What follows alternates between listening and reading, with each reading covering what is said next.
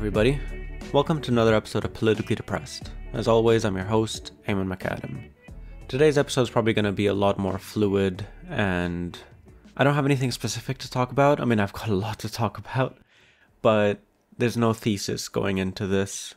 I just really want to do something to sort of check in with myself, check in with everyone listening, share some of the thoughts and feelings I've been having around, obviously, the invasion of Rafah, but also a lot of the student stuff that's happening that's pretty crazy. It's pretty cool. It's definitely an escalation that I'm happy to be seeing. As I'm recording this, the student encampment that was built in the University of Vienna, that was erected about, I think like a day ago, 2 days ago, tonight was raided by the police. And there's still protests happening, actually. 3 a.m. I'm recording, and there's still protests on the streets, which is, I think, very new for Vienna. Anyway, so I'll talk a lot about that and other things. But before I do, I'm sure a lot of people who have listened to this podcast on Spotify have noticed that I've released 3 episodes that are behind a paywall. So I've been advertising a lot my new sub-series Keep This Between Us, which is accessible to any of our members on Patreon and continue to be accessible through Patreon, but I wanted to give another option for people who wanted to, listen to that content. And so this is another option. It's basically €3 a month and you get a subscription for this podcast. This is only available on Spotify. I'm working on the Apple Podcast side of things. And yeah, basically you just get, it's about, I think, 1 episode a week I'm going to try. And Keep This Between Us is going to be a series where I tell stories. I love telling stories. I consider myself a storyteller. And yeah, there's just a lot of stories that I've accumulated over my 25 years of sentiency. Jesus, I'm going to turn 30 years old next month. So yeah, I mean, even saying that, what's been funny about, so to go back to the student encampment, I went yesterday and it's a lot of the same familiar faces. And in a weird way, I feel almost like an elder.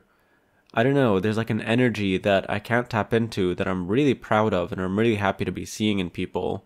And the commitment and the fearlessness. One thing I've definitely talked a lot about in this podcast is my own feelings of fear and hesitancy and the conflict I feel knowing that things need to escalate and knowing that risks need to be taken.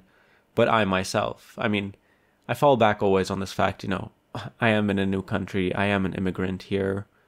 I also do have a lot of trauma. I'm not going to spend a lot of time sort of defending and being like, this is why I do stuff. It's fine. This isn't what it's about.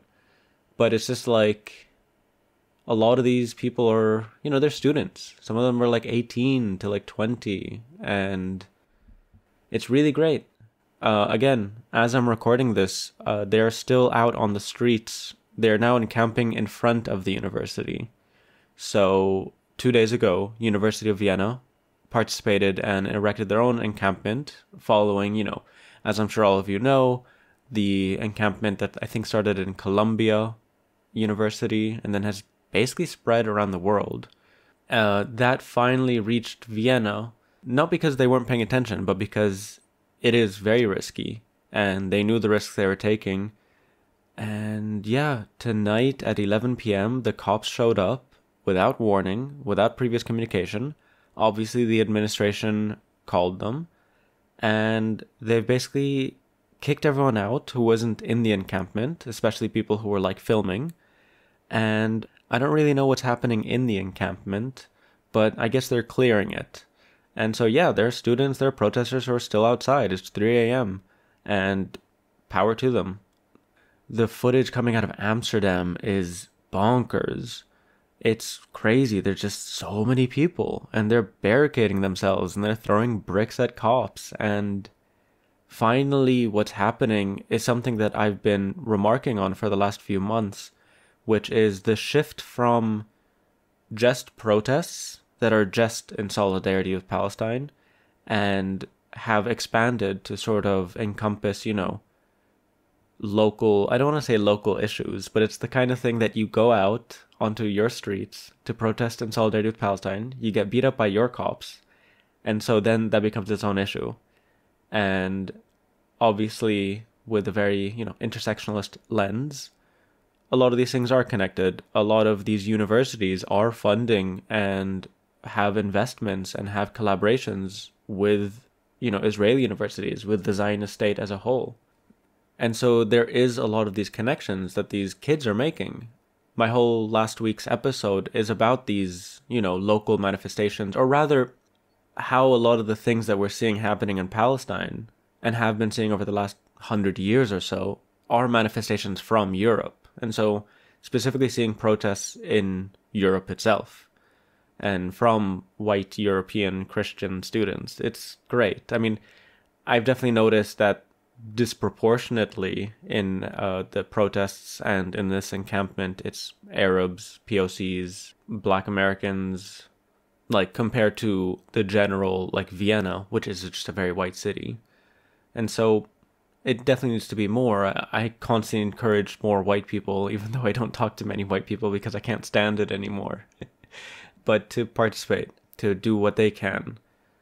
When they initially called people to come in support of the encampment against the police eviction, essentially, they, in these groups, specifically said, people with EU citizenships, please show up. And that's an awareness that a lot of the people who are very moved and aware are people who don't have these, increasingly smaller access to privilege, to not getting arrested or not getting brutalized or not whatever. What's, I think, shocking a lot of people is that they're finding out that whiteness is contingent, because you can be white and the state can see you as white, but once you ally yourself a lot with brown people, with migrants, with struggles for liberation from the global south, your whiteness is slowly, slightly, stripped away. And this happens at a micro level in terms of, like, police brutality. But even still, that's a whole other discussion. I don't know. Other than this, I've been incredibly depressed. I've been experiencing this, like, immobility level of depression. It's this thing where I kind of don't sleep, and I can't sleep till like 7, 8 in the morning. And I find myself scrolling. Like, it's not doom scrolling. It is just watching endless reels. Bullshit reels on Facebook, right? Now, what I like about using Facebook sometimes, because I never use Facebook, is that the algorithm that I've slowly developed is mindless. It's like cooking stuff, it's comedy, it's weird 5-minute videos. It's kind of just all over the place, but it's deeply apolitical. It's got nothing to do with anything, and it's mind-numbing. But last night was kind of, I sort of hit a rock bottom where I found myself for 2 hours between the hours of like 6 to 8 a.m. not doing anything except genuinely watching bullshit. Not laughing, not feeling anything, just kind of silencing my brain. And I know I've talked about this before, I think like in the 4th episode of this podcast, but it's still a thing. And if anything, it's gotten worse. That I still constantly feed, so much stimuli into my brain that I kind of aim towards short-circuiting, essentially, and constantly watching things and constantly listening to things. Lately, I've been listening a lot to this Glaswegian comedian, Limmy. He does these improv stories, he does streams, and so he just tells stories, and they're ridiculous, they're silly, they're absurd, but I love it. He's very funny. The Glaswegian kind of mannerisms are very funny and like interesting to figure out. But otherwise, I kind of feel like I'm in a rut. We're all in a rut. But there's a kind of thing where years before, what I would do is I would kind of really convince myself that like, okay, it's going to be shit, but I have to push myself and I'll get myself out of this, because there's a whole world outside waiting for me. So I would exercise, I would try and sleep earlier, I would try writing more, I would try not looking at my phone before sleeping, and like engage more and like get out more. That's a big thing. I don't leave the house. I have always been a bit of a home bug, but lately, ever since moving here, genuinely barely leaving the house, which is definitely not good for my mental health. But I've been trying to create new like online spaces for myself. One of which is the watch party, which again, invitations are open to anyone who'd want to join. Those have been incredibly nourishing spaces for me to sort of just be in community with people. But anyway, so the big difference now is there isn't that world waiting for me outside. That most spaces that are around me here, I don't want to engage with. I don't want to go to a cafe and just see a bunch of white people on their laptops, you know, complaining or even laughing. I've had a whole thing about white laughter that, I don't know, always makes me feel like a negative Nancy, but it has increasingly become more difficult to get out of the house, to go with people. There's no, very early on when I moved here, had been looking for a very long time for like the new Cafe Eunice, but really discovered that Cafe Eunice, this was actually mentioned in a previous episode, and it's actually like a horrifying thing that like, even if I were to go back to Beirut, that Cafe Eunice that I'd want to return to no longer exists. It just does not exist anymore, here or there.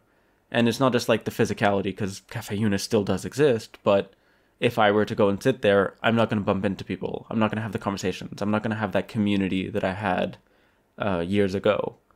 So, yeah, I'm in a rut, and I don't know how to get out of it. And the world itself is in a massive rut, and it's just getting worse and worse. And so there's not this, you know, once I sort of start waking up earlier, I can go out. So there's like no real incentive for me to wake up.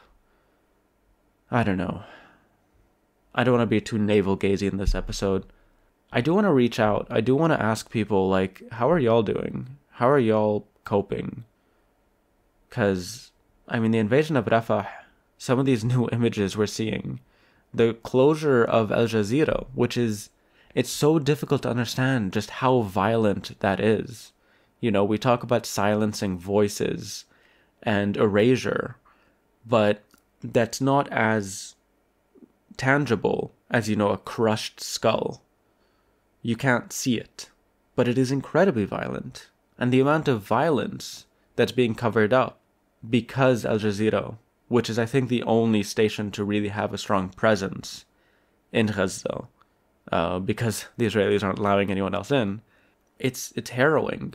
Like all the stuff that we know must be happening, but we know we can't see it. But yeah, so I found myself yesterday, I went to the encampment, and obviously one of my ways of quote-unquote coping, but also, I don't like the word coping because, again, I'm very suspect about using therapeutic or like interpersonal language when talking about such things, when talking about politics, when talking about our duty and our actions and our movements. I think obviously it has a place, but I find it very weird to talk about, you know, being gaslit by a dictator. You know what I mean? Like, I don't know, I just find these terms strange in these contexts. Anyway, I don't want to get into it. I see its value, but either way, so I don't want to talk as much about coping, but rather how am I facing this moment, right? How am I living in this moment? How am I living up to the moment? And one thing I've been doing, obviously, is trying to engage here in Vienna. You know, I go to whatever Palestine Solidarity protests, I have my little actions. Yesterday I went to visit the encampment because I wanted to check it out. And impressive and like incredible that they did it. But yeah, when I was at the encampment yesterday, I felt so nervous. I felt anxious. I couldn't shake the feeling. Like usually my experience of being in these sort of like spaces of mass, you know, coming together, meetings outside or whatever, and especially in Beirut, but this is all before the explosion. I think the port explosion fucked me up in ways that I really can't still fully understand. But there was always that feeling of catharsis, of protection, of security, of warmth, you know, of being amongst all these people and we're all there for the same reason, and I felt safe. It's a very weird feeling safe in this incredibly volatile, incredibly, you know, you never know when there's just tear gas gonna shoot overhead, or someone, like, there's gonna be a fights break out somewhere, or I don't know what, like random bullshit. Stuff's going on left, right, and center. But I don't know, I felt safe. It's really funny, actually, I say that because I'm one of very few people who vocally, like, that I've heard of. I got my phone stolen at a protest in Beirut in like 2019. I was dancing. There's this great chant. There's like, we want to dance, we want to overthrow the regime. And this is the thing. I had my phone in my back pocket, right? Which is just stupid, but I think indicated just how the feeling of safety, that I felt, whatever. I don't know. I didn't really think about it, or like I wasn't looking out for myself. But I had none of that. And I haven't really had that in years, even in Beirut, even after especially after the explosion. If I'd participate in a protest or anything, I don't know, my nerves are shot to shit, right? As the Americans say. Actually, I will say one thing that's really funny.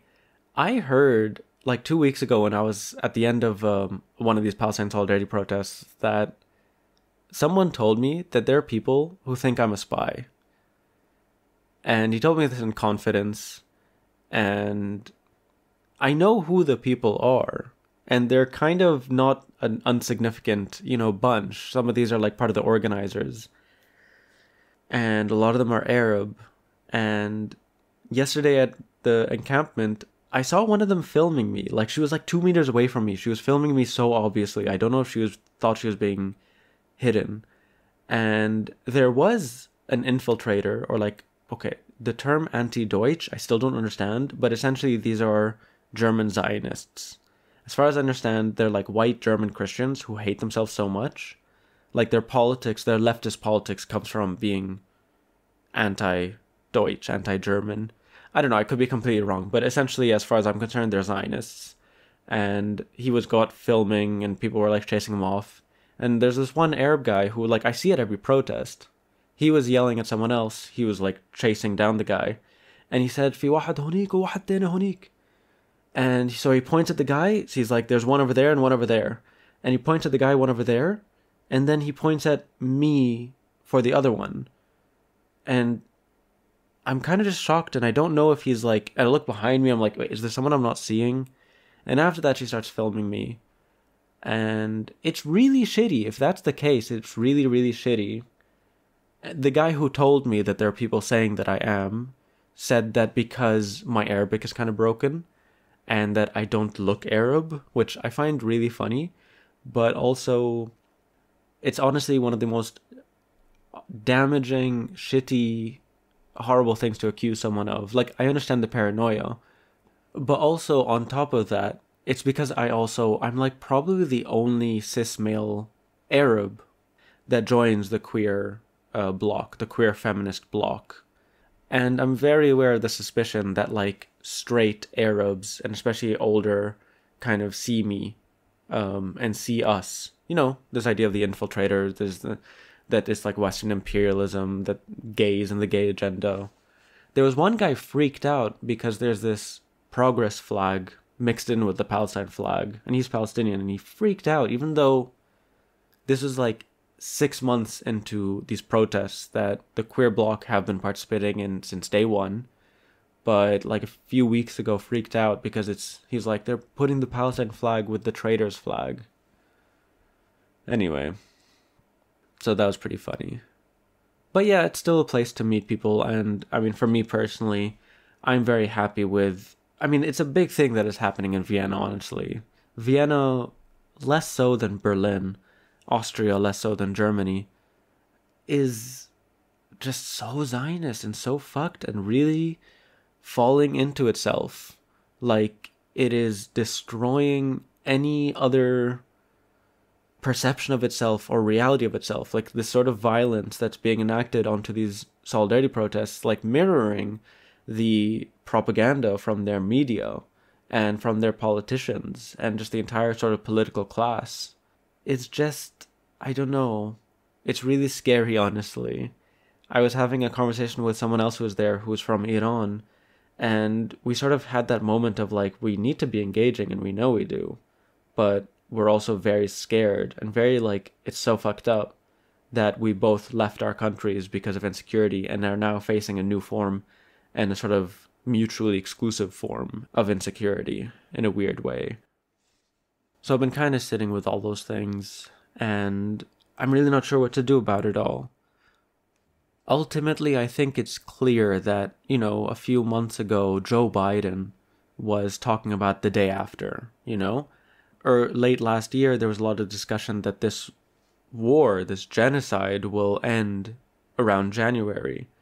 And I remember calling it out at the time that these are false hopes, this is propaganda, that this idea of the day after is fucked up while it's still happening, that there's sort of this psychological warfare going on, obviously, and we see it. Hamas agreed to this ceasefire agreement that the Israelis themselves, I don't know how this exactly works, but it's what the US and the UK were calling a generous offer. And it's just so fucked up. It's so upsetting that people were celebrating in Gaza when the news first came out that Hamas agreed to it.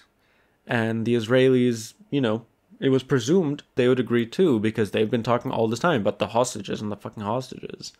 But no, they rejected it, and they're invading Rafah. So yeah, connecting to the thing I was saying earlier about the rut, there is no clear day after. And I'm still not comfortable in this. There is an Arabic word, midaya, which it's discomfort, but it's the word to be used when I'm feeling anxious, because it is that feeling of being uncomfortable in your body, of feeling like just shaking. And I know what my mother would tell me when I tell her this is well, actually shake, scream into a pillow, let it out. And I actually do these things, but nothing helps, because the situation is unbearable. And anything short of a ceasefire, of decolonization of Palestine, of liberation for the Palestinians, of, Bashar al-Assad hanging upside down, of Hemeti and al-Burhan in a pit of alligators, of Joe Biden, being... It's just this kind of thing that there are a lot of things I don't want to be saying. I am nervous about saying things. And it kind of reminds me of a quote at the end of this Bob Dylan song. If my thought dreams could be seen, they'd probably put my head in a guillotine. I think it says guillotine because he's American. But I think that's a vibe these days on Twitter for sure. I mean, you get the edgy people who talk about guillotine memes, but the actual real shit that should be said, I think it's still difficult to say things. It's still difficult to do the things that need to be done. And sorry, that was a bit of a tangent. This whole episode's been a bit of a tangent. I hope you appreciate this sort of loose form of me just sharing, because genuinely I did not have, it's not like I didn't have anything planned. It's I've been thinking about doing this episode for it's 2-3 days now. And there's nothing in my mind. There's nothing that I can hold on to, because everything feels so fucking messy. And I don't want to leave y'all. I'm committed to doing an episode a week, right?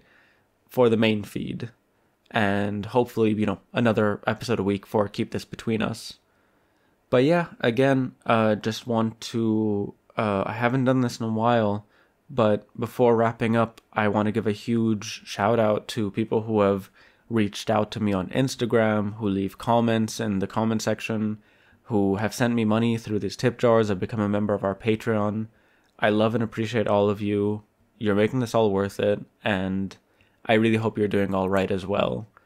And yeah, it's just really important for me to say that, because I do see this podcast in a very funny way, even though it is super unidirectional, as kind of forming a kind of community of grief, right? Definitely what I'm doing with the watch party, but that has some interaction. But there is still a feeling like I am connecting to people, and most of you I don't know, and I probably will never know, but there is these weird connections being made, and I'm kind of holding on to that. And yeah, I just wanted to say that, and I hope you've been appreciating these episodes. Probably gonna do some more interviews, but again, just super burnt out and in a rut, so I haven't been doing that much. But hopefully there's a corner or there's a, what's the phrase? That there's something around the corner, that I don't necessarily see it now. Maybe I just need to get a new psychiatrist and change the dosage of my pills. Anyway, this has been another episode of Politically Depressed. Thank you so much for listening. If you appreciate this podcast, consider leaving a review or a rating wherever you listen to it, on Spotify, Apple Podcast, or Zencaster. I don't know. There are a bunch. And if you really like this podcast, you can support us financially by becoming members of our Patreon and or subscribing to this podcast through Spotify.